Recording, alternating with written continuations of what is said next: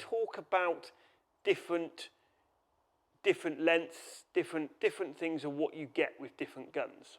So the first thing we get is a game gun is generally lighter than a sporter.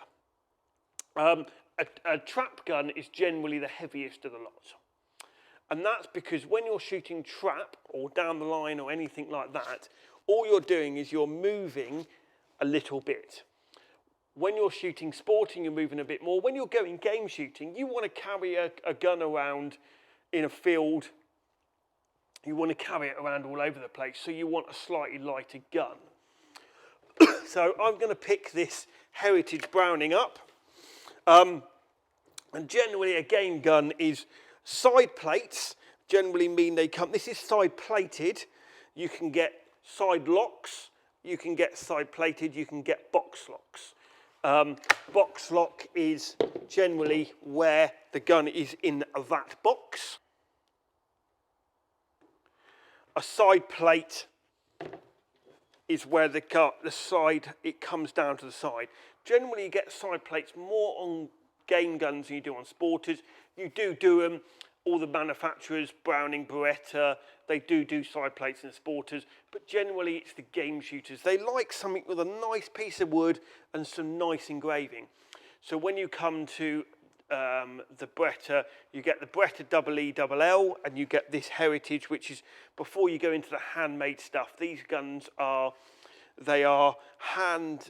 machine built, but handmade. So all this is engraved by hand. Game guns will have a narrow rib, and they will generally not be ventilated. On a sporter like this, they become ventilated ribs, and it's wider. And that is to make it slightly more balanced. They like to have a slightly heavier gun to slow them off, to make the whole body move with the gun. This Bretta 682 Gold E is actually 32-inch barrels. The game gun that I was looking at, the Heritage, is 30-inch barrels. This has got internal chokes in. This has got external chokes.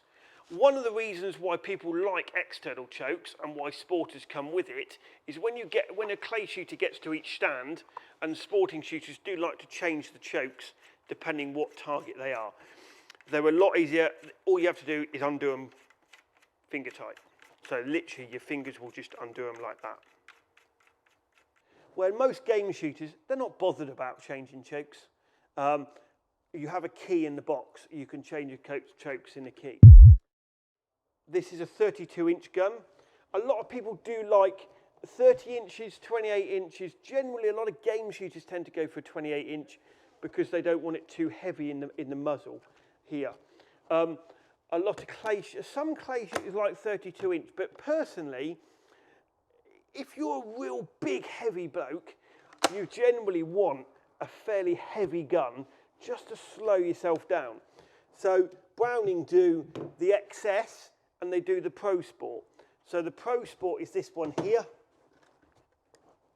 So it's nice and heavy. So again, I had a client this morning.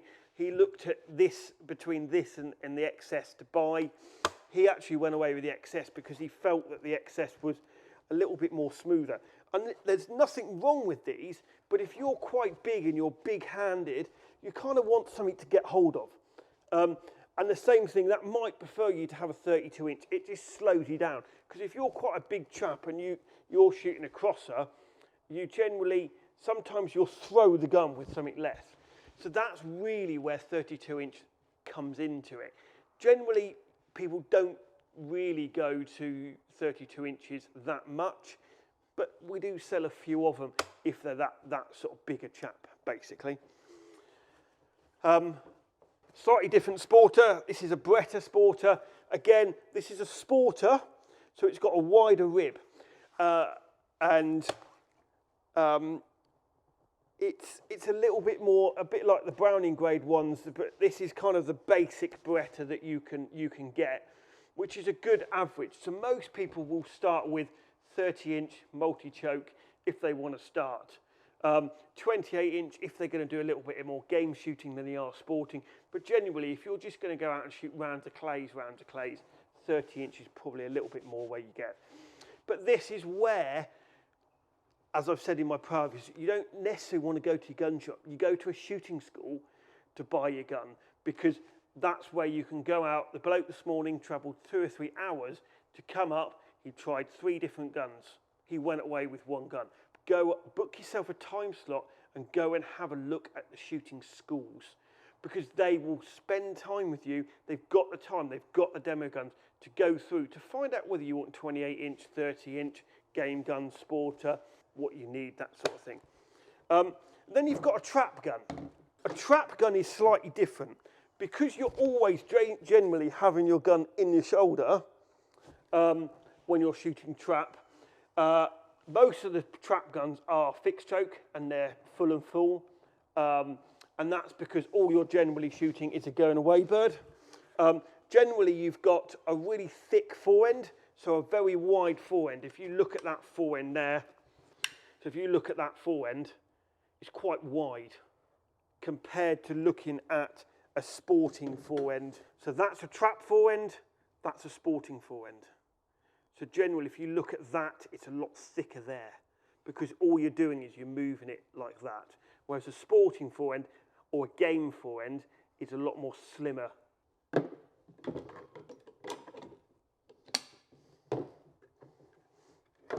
And then on a trap gun, you'll also have a fairly big recoil pad there, because generally when you're shooting trap, the recoil is coming there only. And it's ba-boom, ba-boom, ba-boom. So when you're shooting Olympic trap, you're shooting 2 targets. You're shooting 1 target, but you could shoot double barrel. So you could be going ba-bang. So that's where the recoil will come back at you a little bit more. When you're shooting double trap, it's ba-bang, ba-bang, bang, bang, bang, bang. So the recoil side of it has to be a lot more smoother on a trap gun than a sporter. Generally, the height of the comb is a lot higher.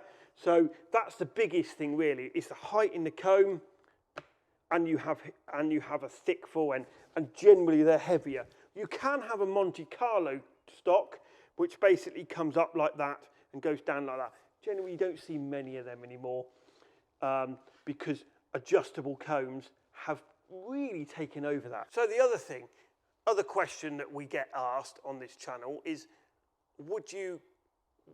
when you buy a gun, would you take a clay gun to a game shoot?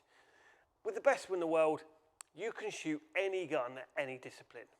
It's just different techniques, different weights, that is the difference. Generally, when you go to a nice traditional game shoot, you won't want to go with a big, heavy sporting gun or a trap gun with sticky out chokes. You look a little bit, all the gear and no idea. Generally, when you go to a game shoot, you want to go with a nice, something that looks nice, something that looks attractive, something that looks a nice piece of wood, nice engraving, makes you feel good. So you can shoot just clays with this, you can shoot game with it, you can shoot anything. Same with the Pro Sport. I mean, I am a good one for talk, because my XS, I go and shoot clays and game with it. But it has got all the bolt-on goodies on it.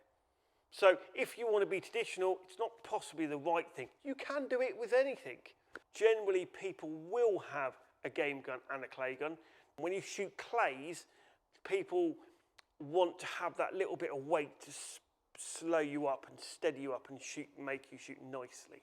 I hope you've enjoyed that, about what the difference are between the guns. Any questions on that, please comment below and please let us know.